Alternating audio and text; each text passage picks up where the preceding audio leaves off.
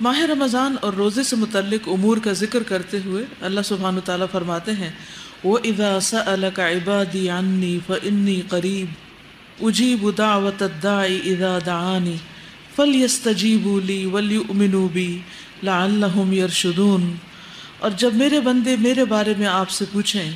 تو آپ کہہ دیں کہ میں قریب ہوں، میں پکارنے والے کی پکار کا جواب دیتا ہوں جب بھی وہ مجھے پکارے، بس چاہیے کہ وہ میری بات مان لیں اور مجھ پر ایمان لائیں تاکہ وہ ہدایت پائیں۔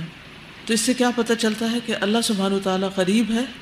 اور ہمیں کسی بھی دکھ، تکلیف، پریشانی اور حاجت میں سب سے پہلے اس کو پکارنا چاہیے اور اسی سے مانگنا چاہیے، اور ہر حال میں مانگتے رہنا چاہیے، لیکن خصوصاً رمضان میں، کیونکہ دعاؤں کی قبولیت زیادہ ہوتی ہے۔ روزہ دار کی دعا قبول کی جاتی ہے۔ حضرت انس کی روایت ہے کہ رسول اللہ صلی اللہ علیہ وسلم نے فرمایا 3 آدمیوں کی دعا رد نہیں کی جاتی، باپ کی دعا، روزہ دار کی اور مسافر کی۔ یعنی باپ اپنے بچوں کے لیے جب دعا کرتا ہے تو وہ دعا بھی قبول ہوتی ہے، اور اسی طرح روزہ رکھنے والا، اور پھر جب آپ سفر کی حالت میں ہیں۔ ویسے تو جب آپ گھر سے یہاں تک آتے ہیں تو یہ بھی ایک چھوٹا سا سفر ہی بن جاتا ہے، تو طالب علم بھی ہوتے ہیں آپ، اور طالب علم کے راستے میں تو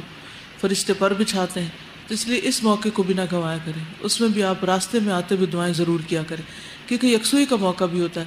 گھر میں انسان کے کئی قسم کے کام ہوتے ہیں، بعض اوقات نمازیں بھی جلدی میں پڑھی جا رہی ہوتی ہیں، تو سفر میں اور تو کچھ بھی نہیں کرنا ہوتا، زیادہ سے زیادہ ہم جو ساتھ بیٹھا اس سے کوئی چھوٹی موٹی بات کر لیتے ہیں، اور اگر چھوٹی موٹی کرتے بھی ہیں تو اس کو بھی تقسیم کر لیں، کچھ وقت اپنے سفر کے ساتھیوں کے ساتھ اور کچھ وقت اپنے رب کے ساتھ بات کرتے ہوئے گزاریں۔ اور اگر آپ خود ڈرائیو کرتے ہیں تو گاڑی میں کہیں لکھ کے لگا دیں تاکہ بیٹھتے ہی آپ کو یاد آ جائے۔ اگر آپ پبلک ٹرانسپورٹ پر سفر کرتے ہیں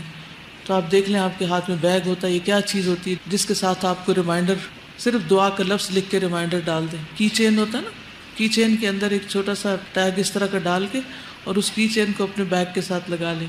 تو اس سے کیا ہوگا کہ جو ہی آپ بیٹھیں گے بیگ گود میں رکھیں گے تو دعا سامنے آ جائے گا لفظ، اور آپ کو یاد آ جائے گا۔ تو اس طرح کی چھوٹی چھوٹی چیزوں سے انسان کے جو چھوٹے وقت ہوتے ہیں وہ بھی بہت پروڈکٹیو ہو جاتے ہیں۔